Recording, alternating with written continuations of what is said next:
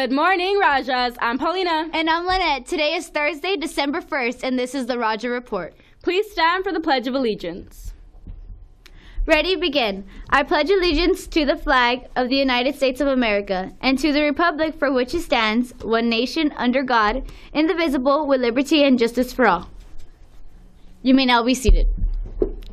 Attention, juniors and seniors. The ASVAB exam has been rescheduled for Thursday, December 8th in the gym. If you signed up for the original exam date, you do not need to sign up again. If you did not sign up but would like to take the exam, you may sign up in the counseling office. Attention seniors who still need to purchase graduation items. Jostens will be on campus during lunch on this Thursday, the 8th of December. They will be set up in front of the Student Activities office. Plan on stopping by to place your orders. Here are today's club meeting notices. The Jesus Loves You Club meets today at lunch, and HOSA will be meeting in IE 20 after school. All HOSA members must attend. And HOSA will be hosting a car wash fundraiser this Saturday from 8 a.m. to 3 p.m. in front of the office parking lot. The price for cars are $5 and trucks are $7. Come by and support. The Affiliate Project meeting is today in the Career Center. Please plan on attending either Period 4 or Period 3. Your attendance is very important. Yearbook senior quote forms are going out this week to all seniors who ordered a yearbook before October 28th. All instructions are on the forms, which are due next Friday to room 3109, our Mr. Buck's mailbox. There are fewer than 140 yearbooks left. If you haven't ordered yours yet, they can be pre-ordered in the activities office for $70 or $65 with an ASB card. In sports, here are the results for this week's soccer games. The Indio versus Brawley game, IHS JV girls won 1-0 with a goal by Carolina Garcia, assisted by Natalie Cardenas. Varsity tied 1-1 with a goal by Jackson Tostado, assisted by Eileen Sines.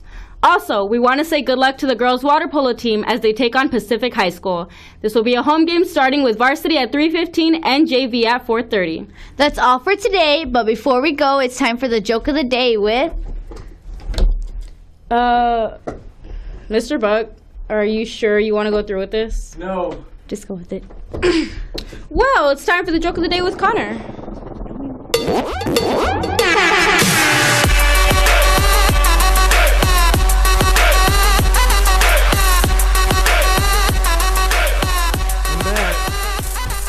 What was it, 3 or 4 years? So I'd just like to say, first of all, shout out to all the people who nagged me to write for those who don't know, my 4-page essay. Shout out to the people who bought me pizza. It was a dark time when a man couldn't buy his own pizza.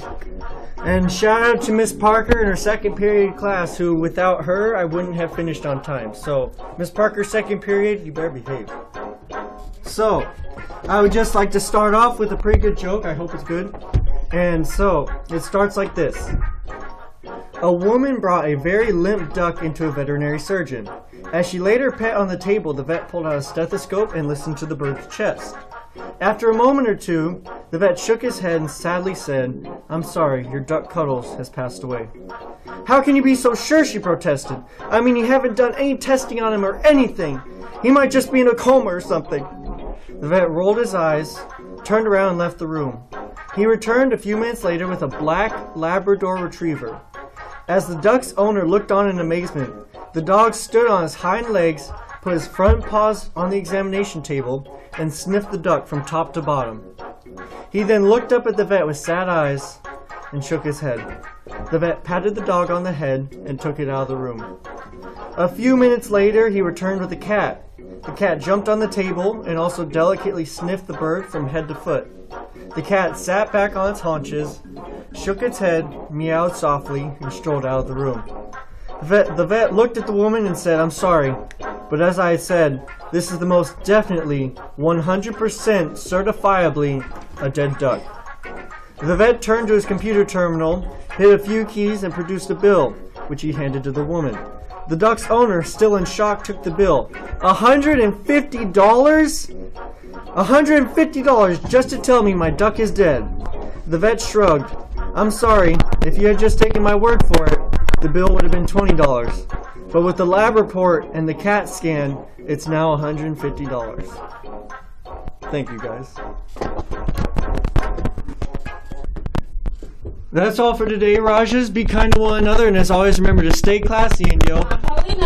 I'm Connor, and we're signing off for the Rajah Report.